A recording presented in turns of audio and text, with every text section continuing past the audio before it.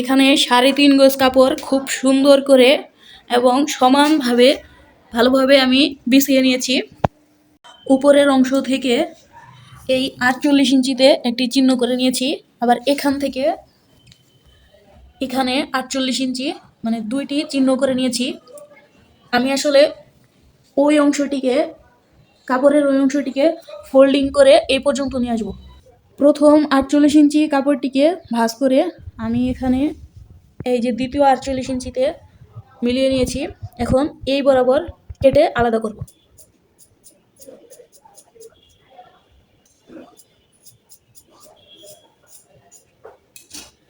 এই তো বাড়তি কাপড় আমি আলাদা করে নিলাম। 48 ইঞ্চি দুইটি টুকরা করার পর এখানে আমার কাপড় আছে 30 ইঞ্চি, একটু কম আছে, হচ্ছে 29.5 ইঞ্চি আছে।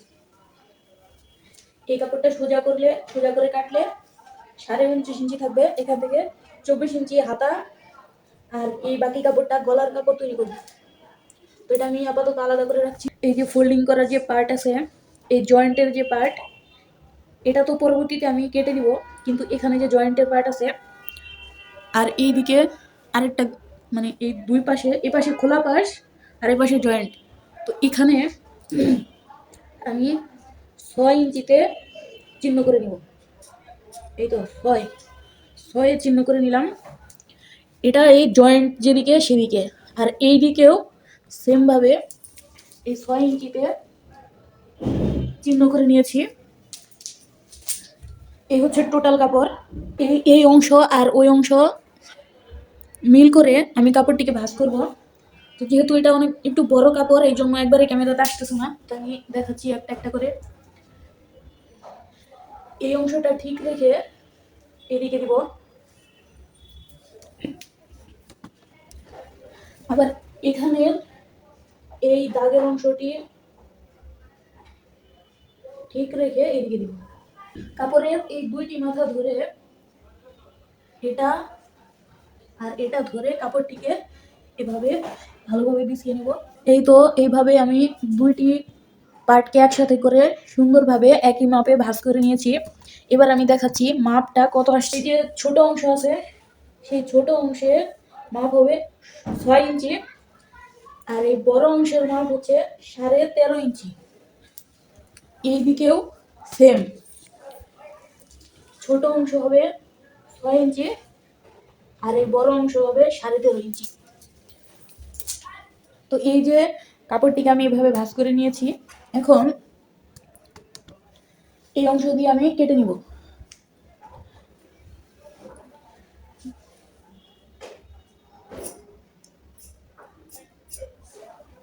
মাছ বরাবর কাটা হয়ে গেছে, এখন আমি এই যে আলাদা করে নিচ্ছি। এই কাপড়টিকে এখন আমি এদিকে ঘুরিয়ে নিচ্ছি। চিকন অংশটা একদিকে করলাম আর এই চওড়া অংশ একদিকে করলাম। এই যে মাছ বরাবর কাটার পর এরকম দুইটি পার্ট হয়েছে। এখন আমি এই অংশটি থাকবে, আমি এই অংশটিকে ঘুরিয়ে নেব।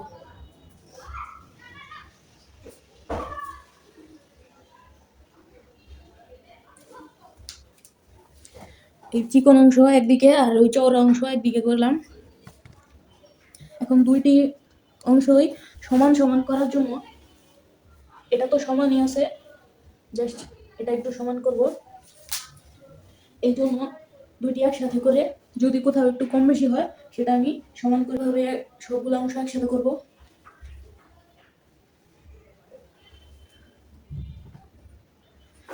খুবই সুন্দর করে সবগুলা পার্ট আমি একসাথে নিচ্ছি, কারণ একসাথে বিছিয়ে নিলে পরে হচ্ছে সমান করতে সুবিধা হবে।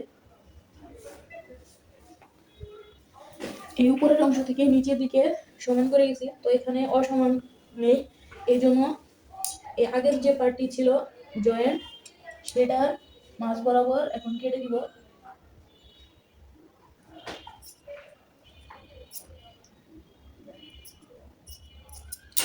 এই তো এখানে আলাদা করে নিলাম, আর এটা তো সমানই আছে।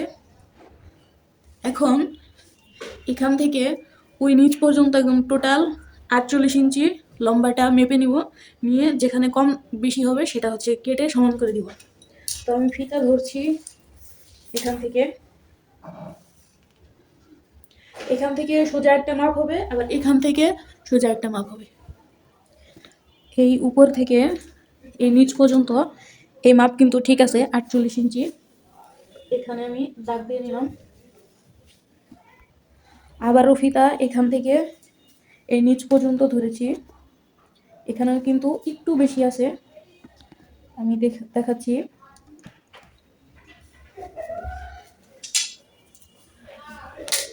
এখানে এই 48 ইঞ্চিতে দাগ দিলাম। এখন এই 48 আর এই 48 মিলিয়ে দেব, হালকা করে দাগ টেনে নিলাম। এই যে এই বাড়তিটুকু এখন কেটে দিব।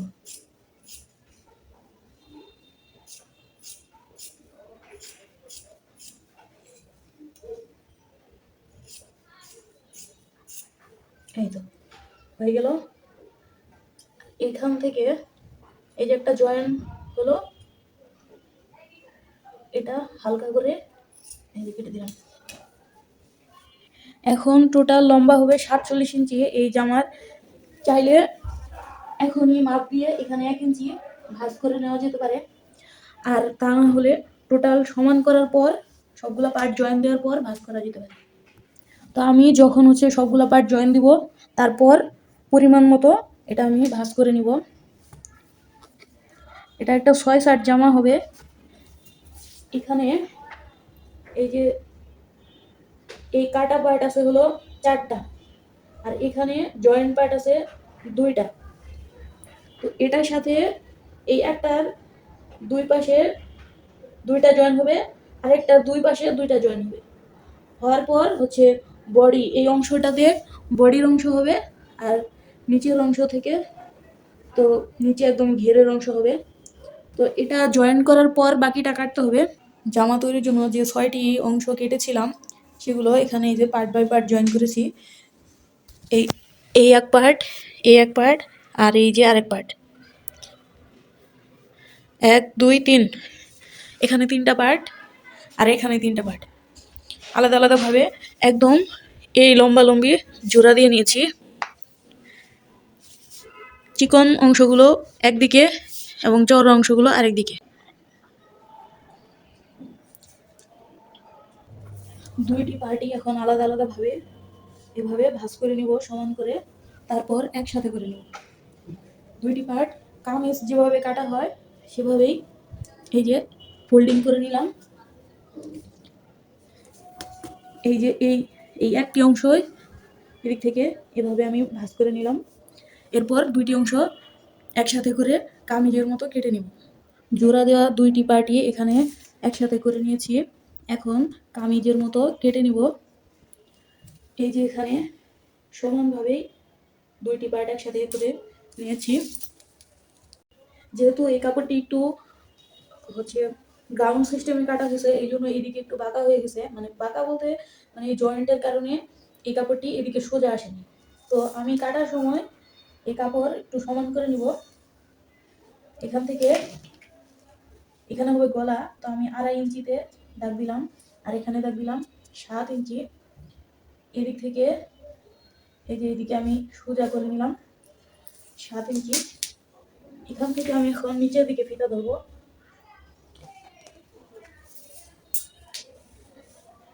এখানে হবে 7 13 19।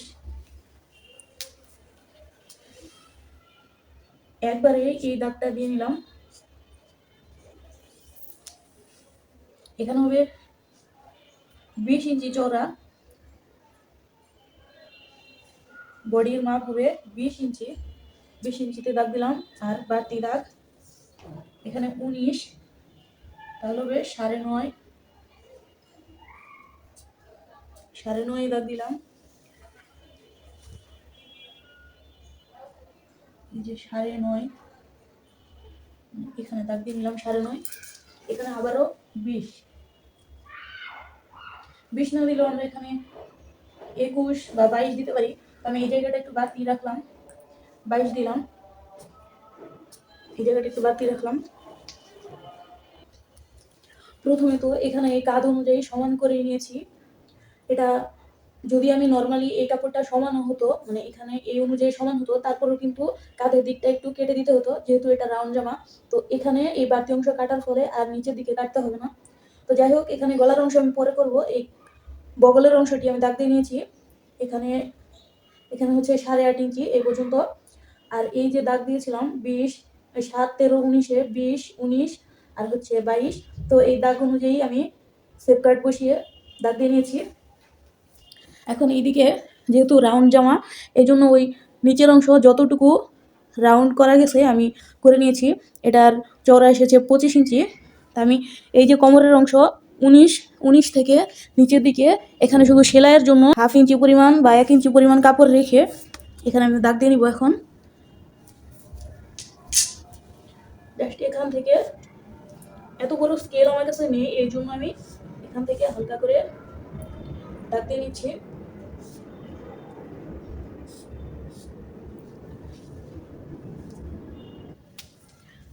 সেলাইয়ের দাগ দিয়ে দিয়েছি। এখন এই যে কাটার জন্য 1 ইঞ্চি পরিমাণ দাগ দিয়ে নিলাম।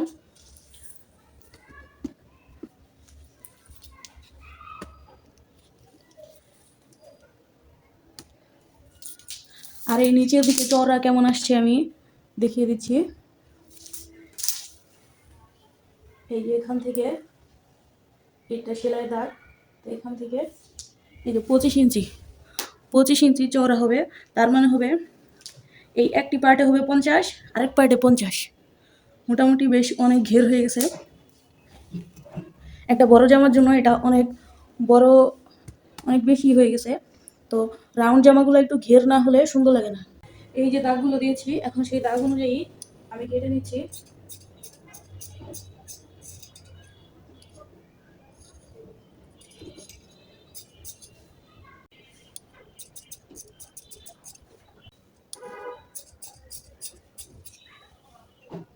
পাশের অংশটা কাটা হয়ে গেল। আর এই নিচের অংশে এই যে দেখতে পাচ্ছেন, এখানে কিন্তু সব অংশই সমান আছে। তো আমি পরিমাণ মতো এই সাইড সেলাই দেওয়ার পর পরিমাণ মতো ভাঁজ দিয়ে নিচের রাউন্ডটা সেলাই করব। এখানে আর কাটতে হবে না। যদি কম বেশি হয়ে যেত সেক্ষেত্রে আমি পরবর্তীতে সেটা একটু কেটে দিতাম। এখন এই দাগ অনুযায়ী আমি ভাঁজ করে নিব। ফাইনালি এখানে জামার বডির অংশ কাটা শেষ। আর এখানে যে অংশ আছে এটা দিয়ে হাতা তৈরি করব, একটা ফুল হাতা হবে। আর বাড়তি যে অংশ থাকবে সেখানে হচ্ছে আমি গলার কাপড় তৈরি করব। টোটাল 29 ইঞ্চি কাপড় আছে এখানে, 24 ইঞ্চি হাতার মধ্যে দিব, বাকিটা গলা তৈরির জন্য ব্যবহার করব। আর এই তো দেখতে পাচ্ছেন এখানে সাইডের টোটাল অংশই কাটা শেষ, দাগ দেওয়া শেষ, নিচের অংশ ভাঁজ করে নিয়েছি। এখন শুধুমাত্র এখান থেকে গলা কাটবো। গলার অংশ কাটার সময় প্রথমে আমি পেছন গলার মাপ অনুযায়ী এখানে কেটে নিব। তার পরবর্তীতে একটা পার্ট সরিয়ে আরেকটা পার্টে শুধু সামনের গলাটা একটু বড় করে কেটে নিব, অথবা নকশি ডিজাইন যেটাই করি আলাদাভাবে কাটবো। এখানে আগে থেকে যে এই সমান করার জন্য একটু দাগ দিয়েছিলাম, এই যে দেখতে পাচ্ছেন এখানে কিন্তু টোটাল অংশটাই এই বগলের অংশ কাটার ফলে এটা চলে গেছে। এখানে হালকা একটু অংশ আছে, আমি এই অংশটা হালকা করে কেটে দিচ্ছি জাস্ট কাপড়টা সোজা করার জন্য। আর এখানে যে প্রথমে একটা চিহ্ন করেছিলাম 2.5 ইঞ্চিতে, সেই চিহ্ন অনুযায়ী এখন নিচের দিকে আমি 3.5 ইঞ্চি দাগ দিব। এই 3.5 ইঞ্চিতে চিহ্ন করে দুইটা পার্টে আমি একটা বক্স তৈরি করে নিলাম। এখানে 2.5, এখানেও 2.5, এখানে 3.5, এখানে 3.5। তো যাই হোক, এখানে হালকা করে একটু শেপ করে নিলাম। প্রয়োজন অনুযায়ী যে যার মতো মানে মাপ অনুযায়ী এখানে একটা হালকা শেপ দিয়ে নিলেই, তারপরে আগে মাপ দিয়ে নিতে হবে যে পেছন গলার মাপ কতটুকু। তো এখানে আগে দেখতেছি 5, 5-5-এর ডাবল হবে 10, আর সেলাই করার পর 1 ইঞ্চি বাড়বে, তো হবে 11। তো এই জামার জন্য 11 ইঞ্চি পেছন গলা থাকবে। এটা আমি আগেই বলেছি যে আমি যখন মূলত এটা আমি পেছন গলাটা কাটবো, পেছন গলার মাপ দিয়ে এটা কেটে নিব। তারপরে হচ্ছে একটা পার্ট সরিয়ে আলাদা করে আরেকটা আমি সামনের গলা তৈরি করব। এখন আমি এই অনুযায়ী কেটে নিচ্ছি।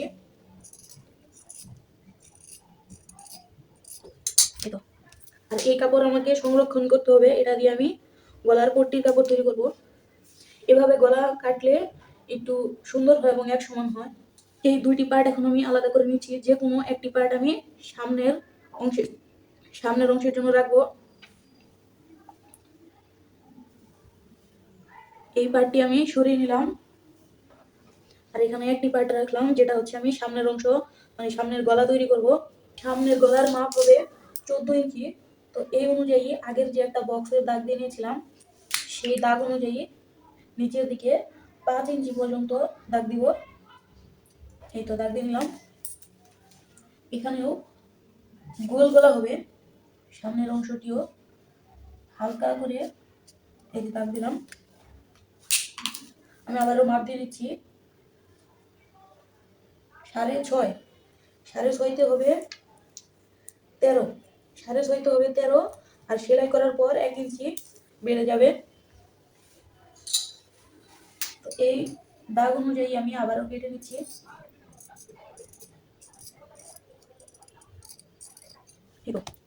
পরবর্তীতে যখন আমি সামনের গলার কাপড় কাটবো তখন এই যে দুইটি অংশ এভাবে ধরে নিলেই গলার পট্টির কাপড় কাটা হয়ে যাবে।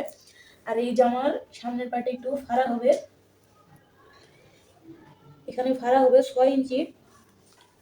এই জন্য আমি 5 ইঞ্চি পর্যন্ত একটু চিহ্ন করে কেটে নিব।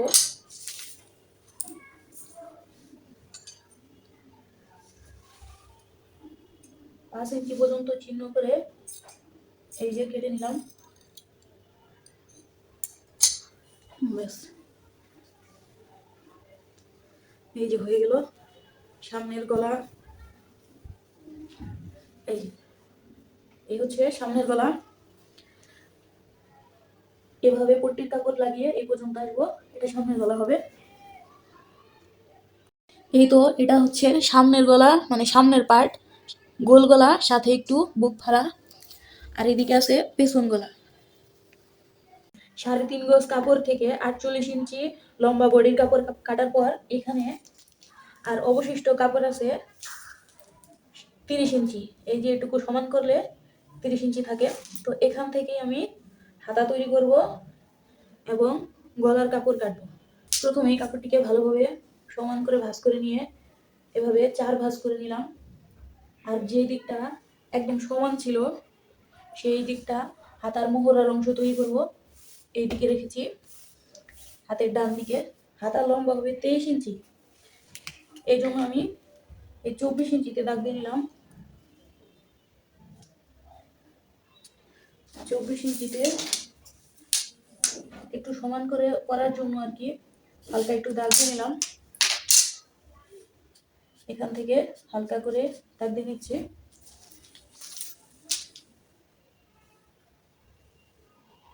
এখানে হবে 8.5। এই তো, আর 1 ইঞ্চি বাড়তি করে নিলাম। আর হাতার মুহুরের অংশ হবে 5, এখানে 5 ইঞ্চি আর 1 ইঞ্চি বাড়তি। লম্বার দিকে এখানে এই 23 ইঞ্চিতে দাগ দিলাম, এখানেও 23 ইঞ্চিতে দাগ দিব। এইদিকে সোজা করে আরেকটা দাগ দিয়ে দেব। জাস্ট কাপড়টা সোজা করে দেব।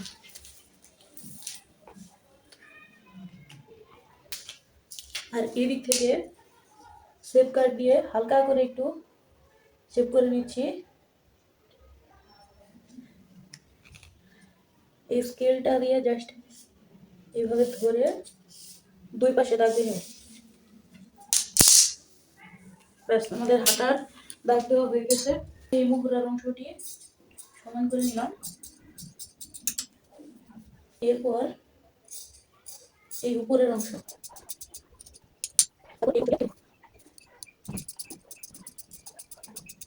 হয়ে গেল হাতার অংশ কাটা। এখন এই দাগ অনুযায়ী ভাঁজ দিয়ে নেব। এই তো মাপ অনুযায়ী কেটে নিয়েছি এবং সবগুলো দাগ দিয়ে নিয়েছি। এখানে একটা ইম্পর্টেন্ট বিষয় হচ্ছে, যেহেতু আমি এই যে দুইটি হাতা একসাথে কেটে নিয়েছি, এই যে এখানে একটা বিষয় দেখার আছে, সেটা হচ্ছে আমাদের কিন্তু জামা এবং হাতা দুইটি অংশে তাও কাটতে হবে।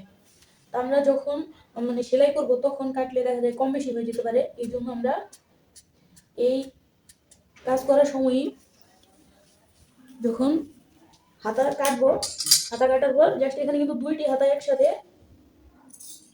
এই যে তালপাট কেটে নিচ্ছি। এখন যখন আমি এই হাতা একদিকে করব,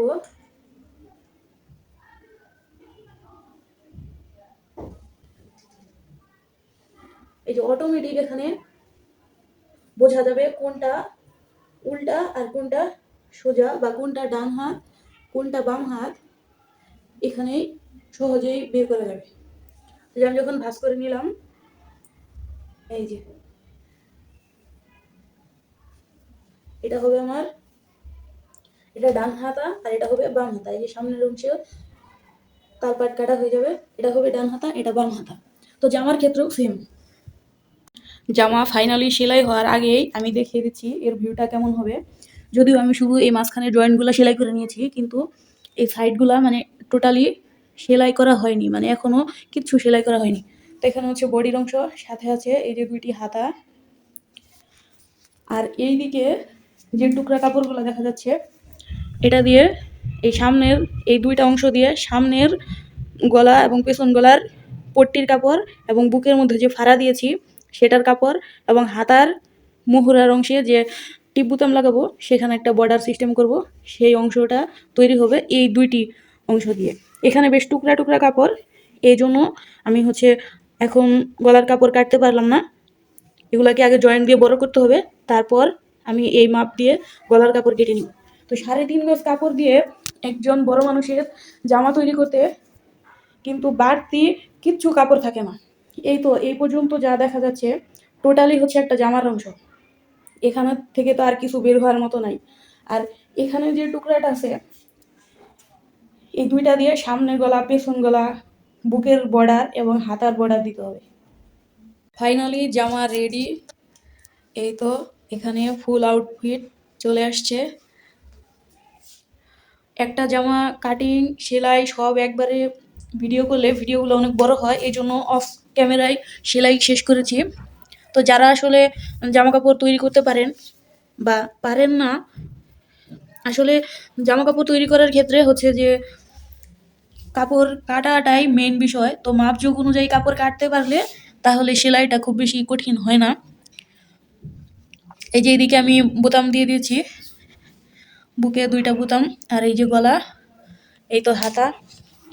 একদম ফাইনালি এই যে জামার যে ঘের এবং বডি সবই কিন্তু মাশাআল্লাহ অনেক সুন্দর হয়েছে।